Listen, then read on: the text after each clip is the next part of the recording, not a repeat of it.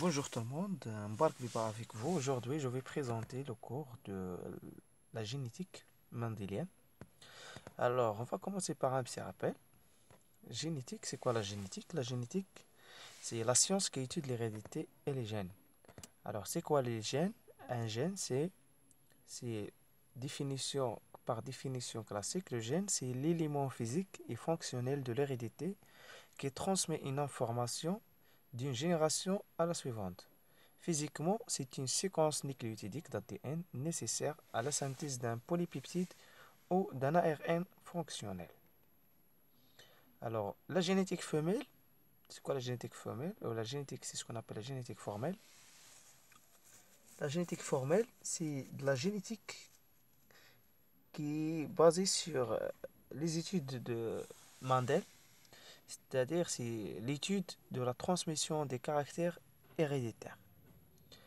Alors, chez les eucaryotes, alors c'est quoi les eucaryotes? Les eucaryotes, dans le cours de la biologie cellulaire, j'ai énoncé la notion d'eucaryote et on a donné une définition sur le terme eucaryote et qui signifie c'est-à-dire vrai, caryote signifie noyau, c'est-à-dire des cellules qui ont un vrai noyau.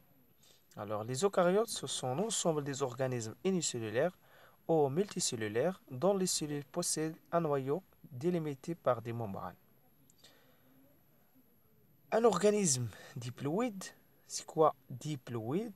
C'est un organisme qui possède des cellules diploïdes avec deux jeux complets de chromosomes homologues, c'est-à-dire un jeu de chromosomes venant du parent mâle et l'autre du parent femelle. Alors, l'organisme haploïde, c'est un organisme qui contient un seul lot de chromosomes. Les organismes, par exemple chez l'homme, 2n est égal à 46. 46 chromosomes. Alors, 23 chromosomes homologues, et c'est-à-dire, on parle de chromosomes homologues, dont 22 paires, c'est ce qu'on appelle les autosomes. Autosome, c'est quoi autosome? Autosome, c'est-à-dire autre que chromosome sexuel. Autosome. Et un paire de gonosomes. Gonosome signifie les chromosomes sexuels.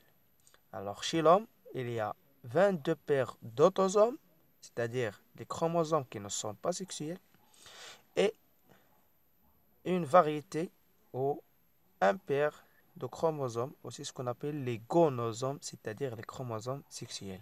Dans le total, on a 46 paires. 46 chromosomes, c'est-à-dire 23 paires de chromosomes. Alors, la génétique doit intégrer deux forces opposées. Le côté hérédité, c'est ce qu'on appelle la transmission fidèle, et le côté variation observée, c'est ce qu'on appelle le polymorphisme. C'est tout ce qui est morphologique. Alors, dans le premier chapitre, on va voir le cycle de vie de la cellule. Alors, la cellule, elle suit des divisions.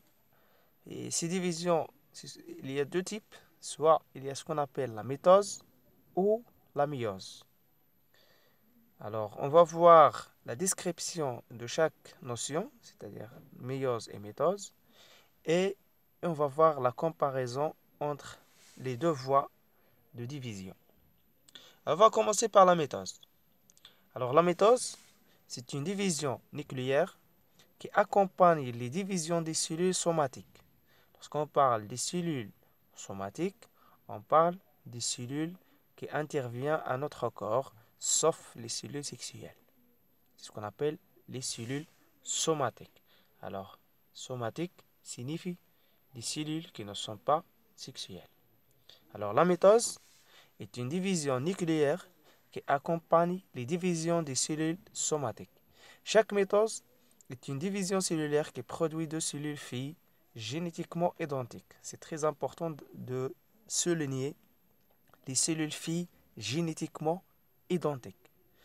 Elles durent 10 à 20 heures. Alors chez les cellules eucaryotes normales. Chaque chromosome du noyau se copie lui-même sur toute sa longueur. Puis cette structure double. Alors deux chromatides sœurs. Et donc, clivé à la mitose et produit deux chromosomes filles, ou c'est ce qu'on appelle les deux chromosomes fils, qui migrent vers des noyaux différents. C'est ce qu'on appelle la migration par l'utilisation de la cytosquelette qu'on a déjà énoncé dans la biologie cellulaire. La mitose se fait en plusieurs phases.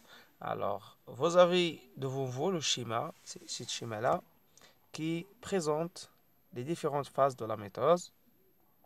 Alors, la première phase, on a une cellule diploïde qui va y avoir une duplication de l'ADN et bien sûr par la division de chromosomes au niveau des chromatides, il va au niveau des centrosomes et la duplication.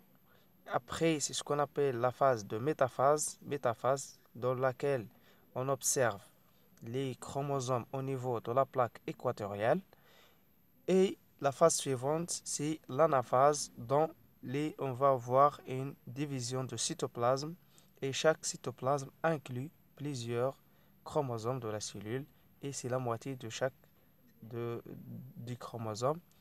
Et bien sûr, à la fin, on va voir, c'est ce qu'on appelle l'anaphase ou la télophase, dans laquelle on observe deux cellules fils ou deux cellules filles, qui sont identiques à la cellule mère, c'est-à-dire des cellules diploïdes. On a commencé par une cellule diploïde et on a obtenu deux cellules diploïdes. Alors ça, c'est la mitose. Alors, on peut définir que la mitose, c'est quoi? La mitose, c'est un ensemble de divisions qui commence à partir d'une cellule diploïde, on obtient des cellules diploïdes, c'est-à-dire des cellules génétiquement identiques à la cellule mère. Alors, ça, c'est la mitose. Alors, les phases de la mitose, on a 4 phases. Il y a l'interphase, bien sûr. Et la première phase, c'est la prophase. La deuxième, c'est la métaphase. C'est la phase que j'ai énoncée, dont les chromosomes sont situés sur la plaque équatoriale. L'anaphase et la télophase, c'est la dernière phase.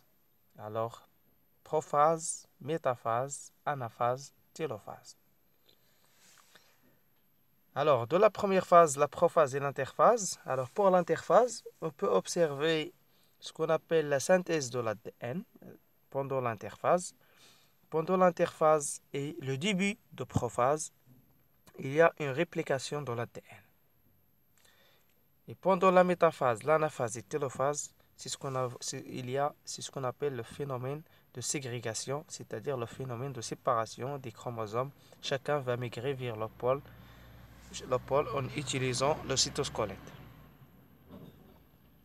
Alors, on va voir ce qui se passe au niveau de chaque phase. Alors, pendant l'interphase, c'est la période la plus longue du siècle et elle est caractérisée par l'accroissement de volume de la cellule en phase G1. La synthèse de nouvelles molécules d'ADN par réplication, c'est ce qu'on appelle la phase S, la phase de synthèse. Puis pendant la phase G2, la cellule continue à croître afin d'avoir suffisamment d'organiques nécessaires pour sa division. Alors ça, c'est ce qu'on appelle l'interphase. La première phase de mitose, c'est la prophase. Alors la prophase, c'est là que les chromosomes se condensent, deviennent visibles et présentent l'aspect de filament double. Chaque chromosome est donc présent sous forme de deux chromatides sœurs. Celles-ci étant reliées au niveau de leur centromère, les nucléoles. Et l'enveloppe nucléaire commence à se dégrader, puis le contenu du noyau appelé nucléoplasme finit par se confondre avec le cytoplasme. Alors ça, c'est la première phase, c'est la prophase. La deuxième phase, c'est ce qu'on appelle la métaphase. Alors pendant la métaphase, on distingue le fuseau métotique, c'est-à-dire des microtubules. On a énoncé le mot microtubule dans le cours de la biologie cellulaire, le cytosquelette. Alors les microtubules qui apparaissent clairement pendant la métaphase. L'enveloppe est complètement dégradée et les chromosomes migrent vers le plan équatorial de la cellule et s'attachent aux fibres de fuseau métotique grâce à un complexe protéique appelé la kinoplasme. la kinétochore. L'anaphase, il y a séparation des chromatides sœurs. Chaque chromatide migre vers un des pôles de la cellule durant la migration. Les deux bras de la chromatide s'inflichent et il résulte des structures en V. Et la dernière phase, c'est la télophase. Alors pendant la télophase, l'enveloppe nucléaire se reforme autour de chaque noyau. Issu de la division, les chromosomes condensés se disparaissent.